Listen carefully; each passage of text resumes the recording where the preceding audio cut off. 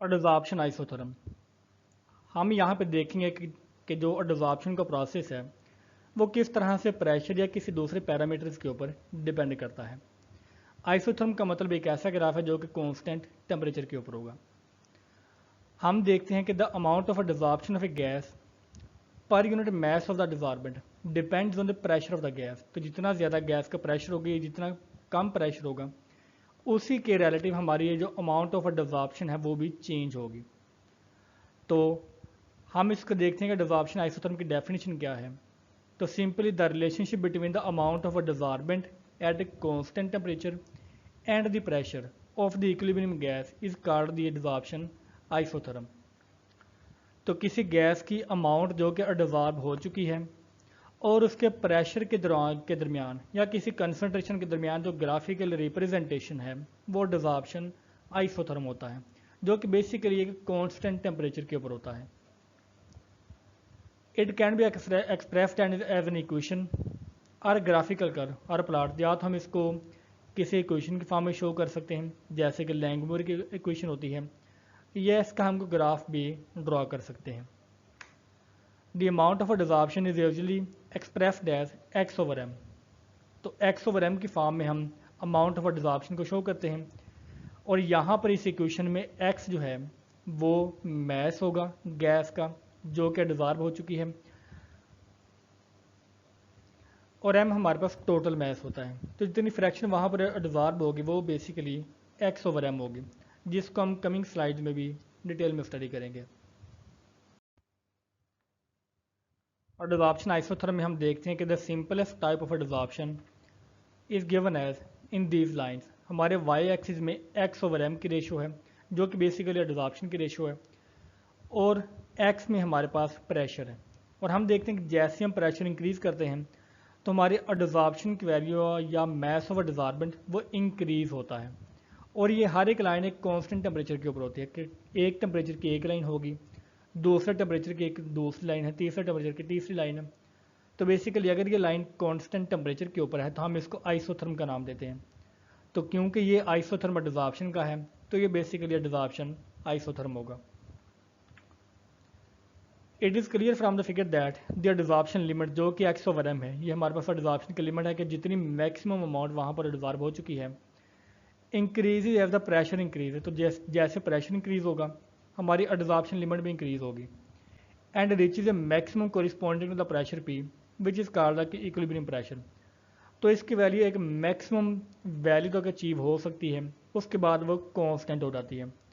वो जो maximum value of pressure है वो हमारे पास इक्विलिब्रियम प्रेशर होगा। इट मीन्स के इक्विलिब्रियम प्रेशर के बाद अगर हम प्रेशर को इंक्रीज़ करेंगे तो हमारी डिजॉर्प्शन इंक्रीज़ नहीं होगी, क्योंकि उसने एक इक्विलिब्रियम को अटेन कर लिया है। Since desorption is a reversible process, desorption also does not occur simultaneously. तो क्योंकि डिजॉर्प्शन एक रिवर्सिबल प्रोसेस है तो ये साइमल्टेनियसली अकर नहीं होता। हम देखते हैं कि इक्विलिब्रियम प्रेशर के बाद the volume of dissolved gas becomes equal to the volume of dehydrated gas. तो जो डिहाइड्रेटेड गैस और जो डिजॉल्व्ड गैस है उनका वॉल्यूम इक्वल हो जाता है।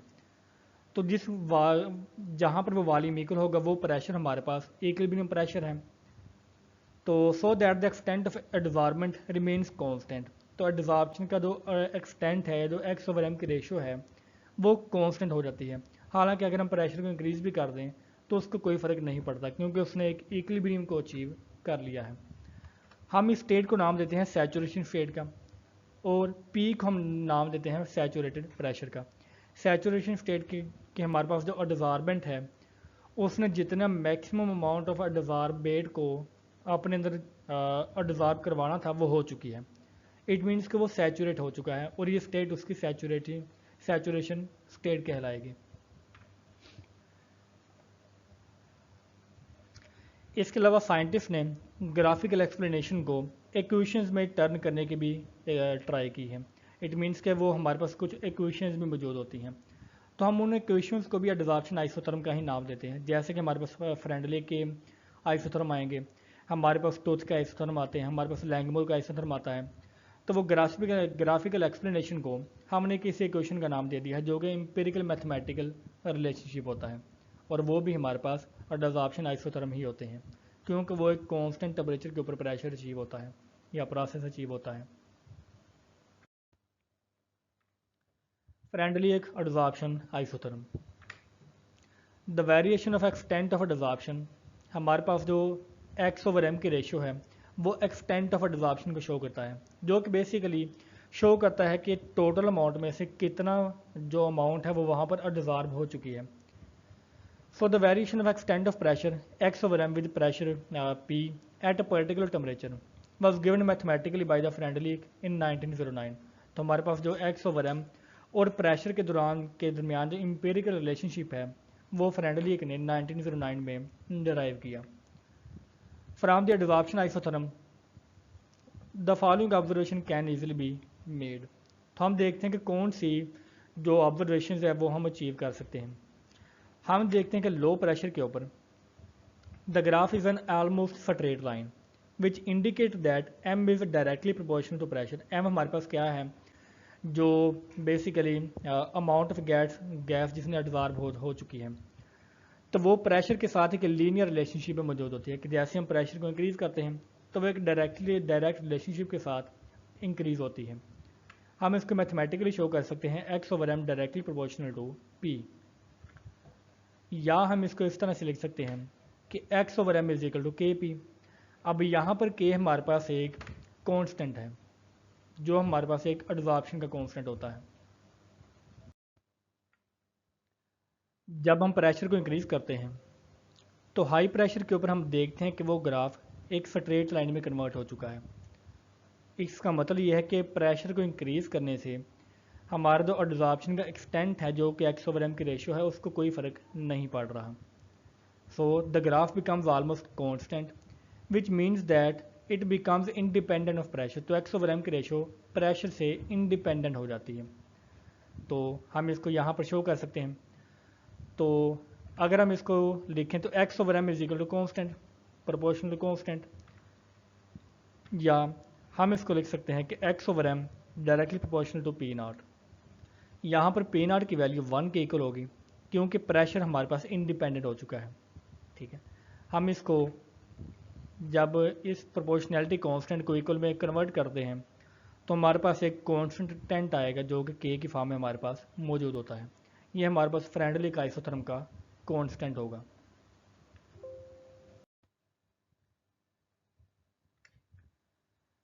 In the intermediate range of the pressure, तो जब प्रेशर ना तो बहुत ज़्यादा लो होगा और ना ही वो बहुत ज़्यादा हाई होगा, x over m will depend upon the power of the pressure which is between 0 to 1, क्योंकि ज़ीरो के ऊपर लो प्रेशर के ऊपर उसके जो प्रेशर है उसकी पावर 1 होगी, और हाई प्रेशर के ऊपर क्योंकि वो हमारी क्वेश्चन प्रेशर के इंडिपेंडेंट होती है तो पी की पावर 0 होगी। तो इट मीन्स के 0 से पी के दरमियान ये दरमियानी जो ग्राफ है वो उसके ऊपर डिपेंड करेगी। पी की वैल्यू जो पावर है वो 0 से 1 तक हो सकती है। For example the fractional power range from 0.1 to 0.5 कुछ भी हो सकती है। ठीक है, दिस में भी एक्सप्रेस द प्रेशर, और हम इसको देखते हैं कि x over m directly proportional to p 1 over n।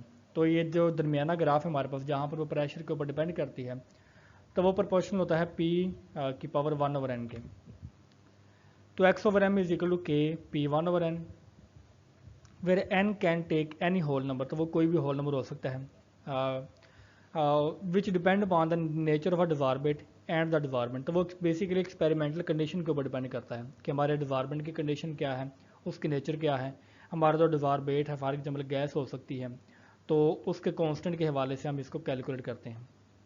तो ये जो पावर रिलेशनशिप है ये बेसिकली हमारे पास फ्रेंडली का आइसोथर्म होता है। नाउ अब हम जो एन और के कांस्टेंट हैं हम इनको कैलकुलेट करेंगे। तो हमने जो इक्वेशन लास्ट स्लाइड के ऊपर ड्राइव की तो हम उसका सिंपल लोगार्थम लेंगे। लोगार्थम लेने के बाद log x over M is equal to log k plus 1 over n log p। तो ये सिंपल मैथमेटिकल ऑपरेशन है हमारे पास। Thus if we plot a graph between x over m on y axis and log p on the x axis, तो एक straight line हमारे पास achieve होगी। स्ट्रेट लाइन क्यों होगी?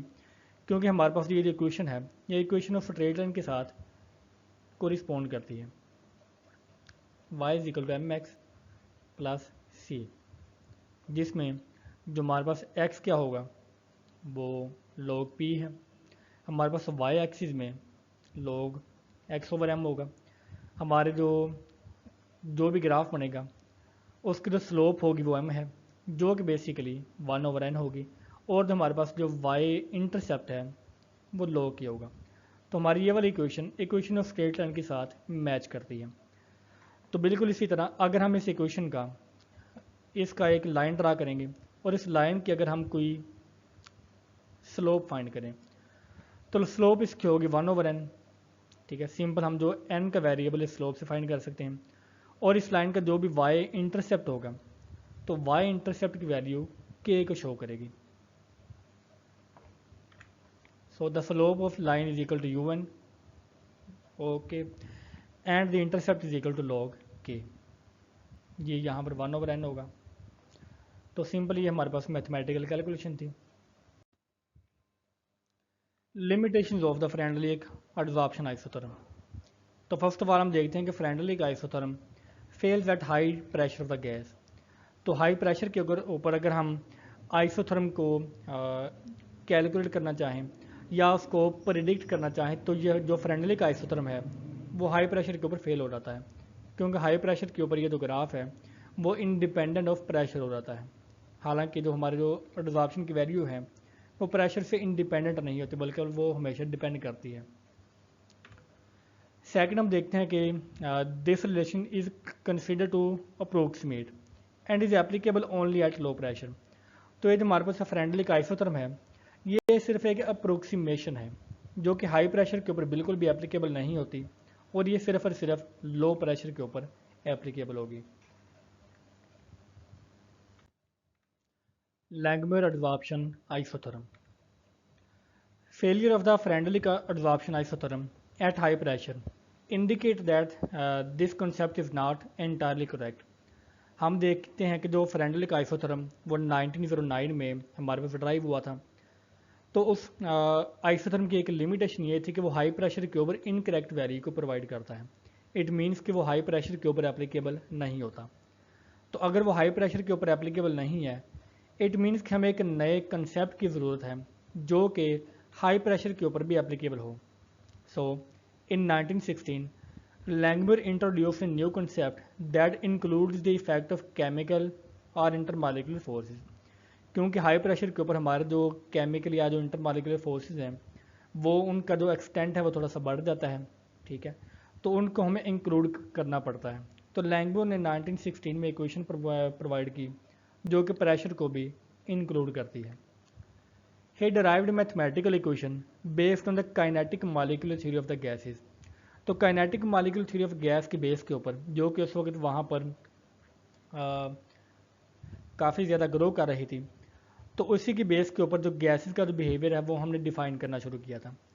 और क्योंकि जो एडजॉर्प्शन में गैसेस जो हैं वो एडजॉर्ब होती हैं किसी सॉलिड के ऊपर, तो हमने उसी थ्योरी को एडजॉर्प्शन में भी यूज़ किया। तो ये जो मैथमेटिकल रिलेशनशिप है हम इसको सिंपली लैंगमुर एडजॉर्प्शन आइसोथर्म कहते हैं। इसको हम सिंपली कहते हैं theta is equal to B P over 1 plus B P. इसी क्वेश्चन में theta is the fraction of surface covered by the adsorbed species. हमारे पास कोई भी सरफेस होगी एडजॉर्बेंट की, इसकी जितनी फ्रैक्शन या जितनी फ्रैक्शन ऑफ एक्टिव साइड वहाँ पर एडजॉर्ब हो चुकी है वो हमारे पास थीटा होगा। B is the adsorption coefficient. तो ये हमारे पास नेचर ऑफ एडजॉर्बेंट और एडजॉर्बेट के ऊपर डिपेंड करता है, तो ये एडजॉर्प्शन का कोएफिशिएंट है, और पी हमारे पास प्रेशर होगा।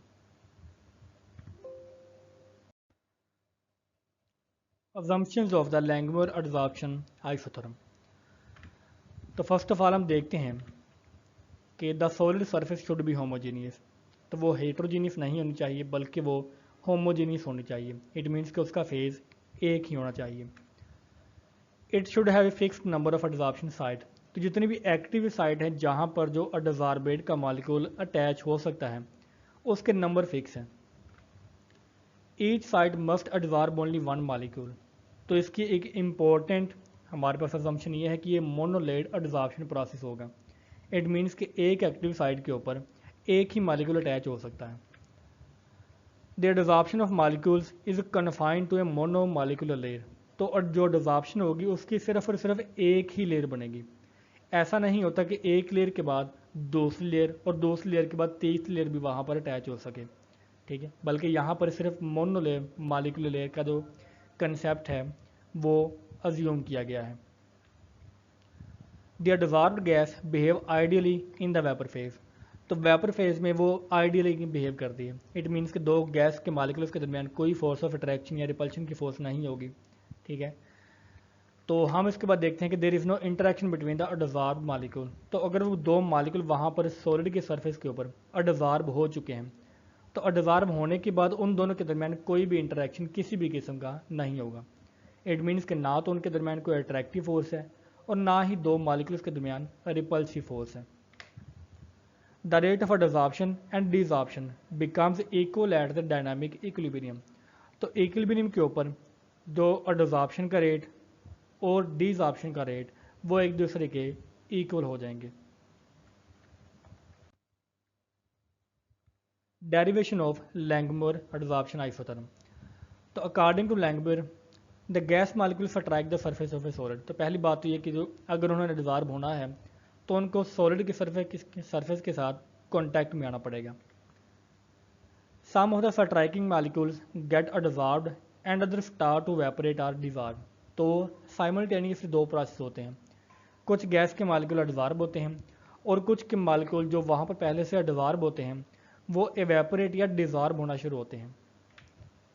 तो अगर दो अपोजिट प्रोसेस वहाँ पर जारी रहते हैं तो एक डायनामिक इक्विलिब्रियम एस्टैब्लिश होता है between the number of dissolved and dissolved molecules. Suppose करें कि theta is the fraction of total surface molecules और डिजॉल्व्ड ऑन द सरफेस। तो जितने वहाँ पर मालिक्यूल डिजॉल्व हो चुके हैं, ठीक है, उनके जो फ्रैक्शन को हम शो करते हैं थीटा के साथ। तो टोटल सरफेस की 1 होगी क्योंकि जो टोटल फ्रैक्शन है वो 1 होगी। It is covered by molecules and the fraction of the naked area is the 1 over minus theta. अगर थीटा हमारे पास जो टोटल मालिक्यूल जिन्होंने कवर किया है वो है, इट मीन्स कि जो एम्प्टी साइड है वो 1 ओवर थीटा होगी। The rate of desorption is proportional to the covered surface that is theta. तो वहाँ पर जो मालिक्यूल एवेपोरेट होते हैं या जो डिजॉर्ब होते हैं उनका जो रेट है वो थीटा के इक्वल होगा। थीटा क्या है? Fraction of the total surface molecule जो कि पहले से वहाँ पर अटैच है। तो बेसिकली जो मालिक्यूल अटैच होंगे वही तो एवेपोरेट हो रहे हैं, तो जो एवेपोरेशन का रेट है वो भी अटैच मालिक्यूल के रिलेटेड ही होगा। सो हम कह सकते हैं कि rate of desorption is equal to K D multiply by theta. K D हमारे पास कॉन्स्टेंट ऑफ एडजॉर्प्शन है। तो सिंपल हम देखें कि ये हमारे पास टोटल सरफेस है, इसमें सी ए वाली सरफेस हमारे पास कवर्ड है कि जहाँ पर मालिक्यूल्स अटैच हो चुके हैं और इसको हमने थीटा से ज़ाहिर किया हुआ है। और ये हमारे पास एम्प्टी स्पेस है, इस एम्प्टी स्पेस को हमने 1 माइनस थीटा के साथ शो किया हुआ है।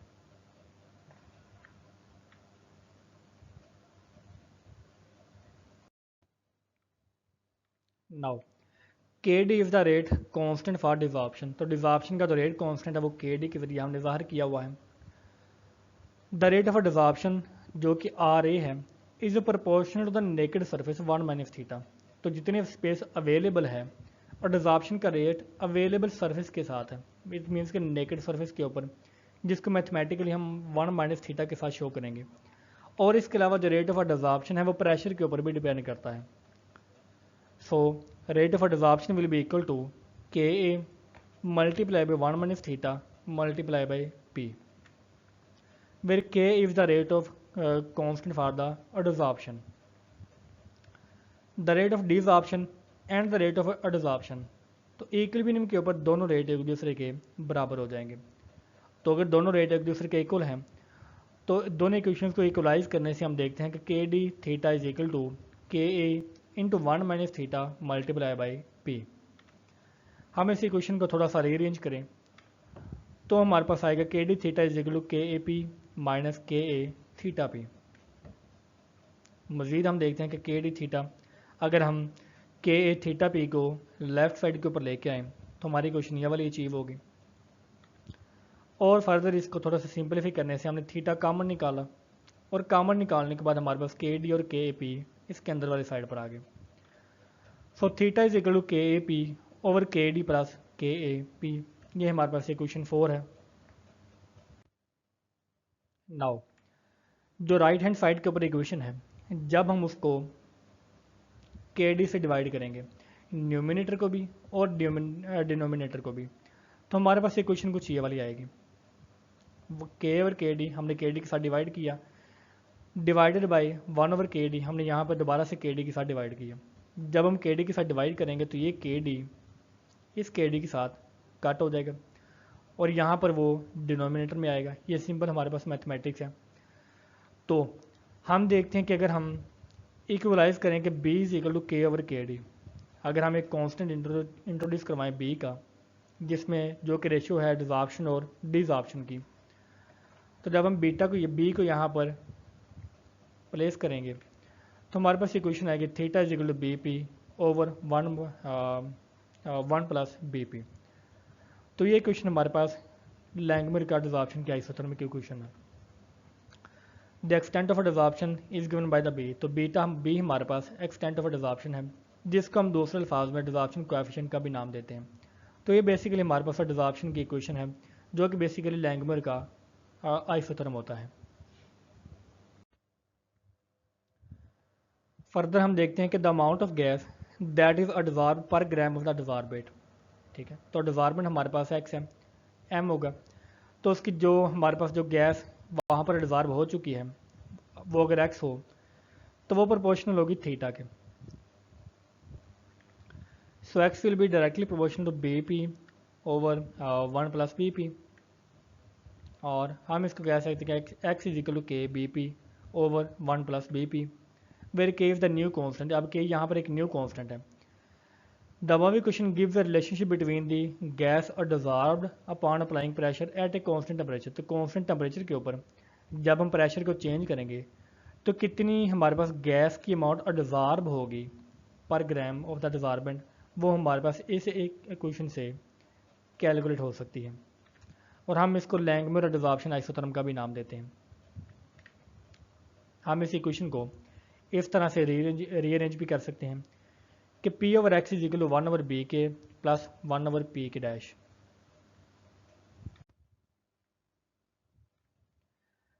अगर हम इस इक्वेशन को ड्रा करें तो वो मैच करती है इक्वेशन ऑफ स्ट्रेट लाइन के साथ। तो इस इक्वेशन ऑफ स्ट्रेट लाइन में P x can be plotted against P, तो पी एक्स हमारे पास होगा वाई के ऊपर, एक्स के ऊपर हमारे पास होगा सिंपल पी जो कि प्रेशर का है। तो अगर हम इस इक्वेशन को देखें तो उस इक्वेशन में जो हमारे पास स्लोप होगी वो 1 ओवर के नॉट बी होगा, और जो वाई का इंटरसेप्ट है वो हमारे पास 1 ओवर के डैश होगा।